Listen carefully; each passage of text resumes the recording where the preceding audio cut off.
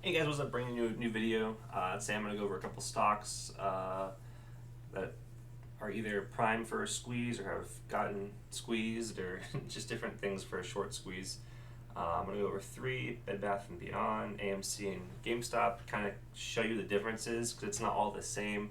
And just talk to you a couple things. Then we will get a little technical here. I have an article pulled up. I'm not going to read to you, but I'll kind of briefly go over, and I'll link it in the description if you want to read more into it.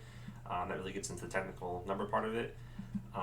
But yeah, Monday, we'll say Thursday, Friday, like the end of last week, and it's Monday night as I record this. But Tuesday we'll follow up into this upcoming market day for Tuesday. But we'll start with Bed Bath & Beyond. We'll go back to the month, and it's up 167 over the past month, which is insane. This is a company that has just been going downhill for a long time. If I could show you further than past 5 years here on Robinhood, you'd just see just declining over time, and it's the same thing with AMC, same thing with GameStop. That's kind of how you should set up the short squeeze, and I'll get more into that later. But right now, yeah, the ones on my radar are Bed Bath & Beyond, AMC, and GameStop. So with Bed Bath & Beyond, it's a good setup because people are shorting it because it really doesn't have much. I don't know why it's updating right now. The market's closed, but people don't really think it's going to go up anymore. So people just millions and millions and millions of dollars are just betting it's going to go down, and basically until the company goes bankrupt, because that's a thing we do in America. But it's the same concept general for Bed Bath & Beyond, AMC, GameStop. AMC out of these three companies, I will say, has the most success or value, I would say. GameStop's not going to really be around much longer, I would say, but AMC a little bit. AMC, people that follow that are like a cult. It's insane, but it's still the same deal. People are trying to short it, but if you can squeeze them out of their positions, and that's what drives the price up. Not to be confused with like a pump and dump. That's just like a one-day thing that happens over the course of an hour or two. These squeezes take time to set up, and then there is no like price prediction. There is no like, oh, this it's going to hit 40 then come back down, it's going to hit 50 then come back down. It can do whatever. That's what we saw with GameStop and AMC. This was back in early 2021. That was what this was. And I think it was the one car company that happened in '08. That was like the first one that was like recorded, and that was just like the craziest thing ever. But it's happening more and more often now because these numbers are more available and easy to find out.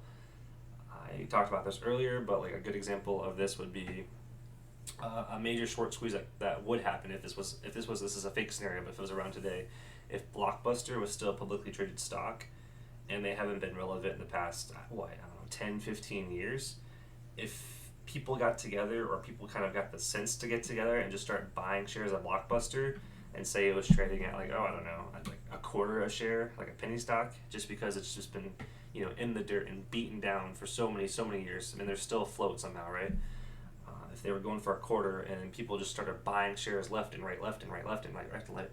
Now those people who had those shorts, and they're like saying, oh yeah, Blockbuster's only worth $1, and you drive the price up to, say, I don't know, like $2 or $3 and hold it there. Those people that have those positions have to cover at that price. And if they can't cover that, that drives the price up further. And those people that had the positions at $5, like, oh, Blockbuster will never go above $5. They have to cover if the price goes above $5, and it just keeps growing and growing and growing and growing. It's kind of like a snowball effect.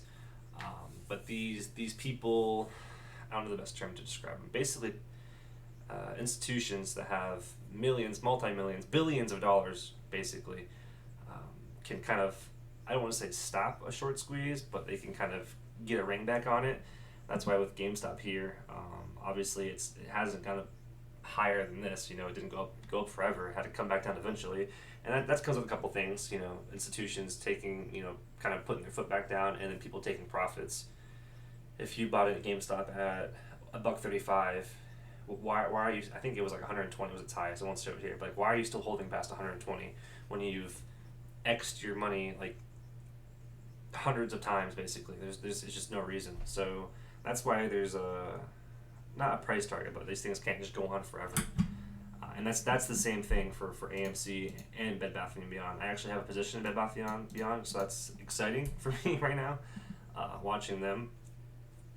But we'll get to this article. It's not again, it gets technical, so I'm not going to sit here and read the whole thing for you, but it kind of goes over what I just said. It gives a background and kind of how it works, and it's very simple. It's basically how I explained it, how things could be, you know, shorted, and if you buy a lot, it drives the price back up. That's what the GameStop AMC originally in 2021, but it's kind of listing out why Bed Bath & Beyond is kind of set up for a good run like this. And it gives you the charts, the numbers, and it just goes over all of this right here. So it's definitely something to look into.